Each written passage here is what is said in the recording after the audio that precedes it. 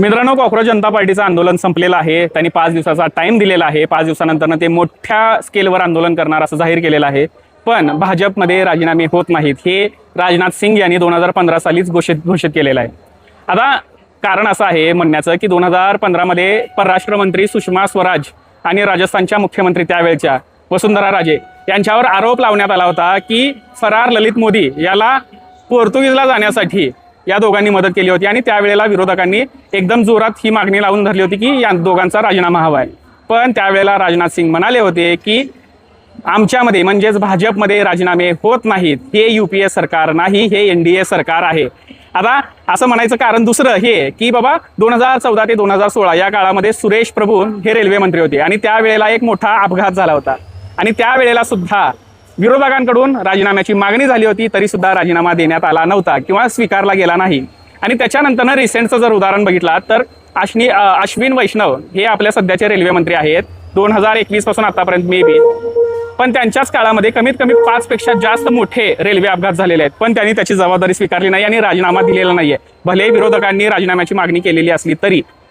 आता दुसरी महत्वाची गोष्ट, जर चुकून त्यांनी राजीनामा दिला आणि भाजपने राजीनामा स्वीकारला तर काय होईल, तर ह्याच्यामध्ये एक घटना होऊन जाईल, ते म्हणजे यामध्ये सरकारची चूक आहे हे मान्य केलं जाईल.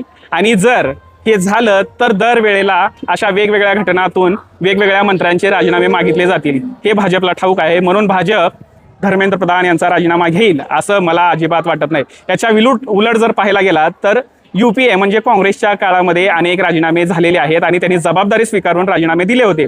आता बेस्टच उदाहरण द्यायचं झालं तर 26/11चं घेऊयात. 26/11चं ज्या वेळेला हल्ला झाला त्यावेळेला संपूर्ण जबाबदारी विलासराव देशमुखांनी म्हणजे महाराष्ट्राच्या मुख्यमंत्र्यांनी स्वीकारली आणि त्यांनी राजीनामा दिला. दुसरी गोष्ट, देशाचे गृहमंत्री त्यावेळचे शिवराज पाटील यांनी सुद्धा त्यावेळेला जबाबदारी स्वीकारत राजीनामा दिला होता. आणि तिसरी गोष्ट, त्याच वेळेला छगन भुजबळ आर आर पाटील हे उपमुख्यमंत्री होते आणि गृहमंत्री सुद्धा तेच होते, त्यांनी सुद्धा जबाबदारी स्वीकारून राजीनामा दिला होता. म्हणजे हे 3 मोठे नेते त्यावेळेला त्यावेळच्या घटनेला जबाबदार समजत होते, त्यांच्याकडून चूक झाली हे त्यांनी मान्य केलं आणि त्यांनी राजीनामे दिले होते. पण या केसमध्ये धर्मेंद्र प्रधान राजीनामा देणार नाहीत, कारण पहलगामचा हल्ला झाला, उरीचा झाला, अनेक घटना झाल्या, पण आपल्या गृहमंत्र्यांनी राजीनामे दिलेले नाहीयेत. उलट ते त्या गोष्टीवर मतं त्यांनी मागितलेत. म्हणजे ही दुर्दैवी गोष्ट आहे की हे सरकार गेंड्याच्या कातडीचं आहे. हे तुम्हाला राजीनामे घेताना दिसणार नाही, उलट त्याचं मार्केटिंग करताना दिसतील. भविष्यामध्ये ह्याच्यावर पिक्चर पण निघेल नीटवर की बाबा कोण तर पाकिस्तानचा एजंट आलता, तो नीटची परीक्षा देऊन पास होऊन डॉक्टर व्हायचा प्रयत्नात होता म्हणून आम्ही पेपर लीक केला आणि परीक्षाच रद्द केली आणि त्याला नापास केलं असं सुद्धा म्हणतील. काय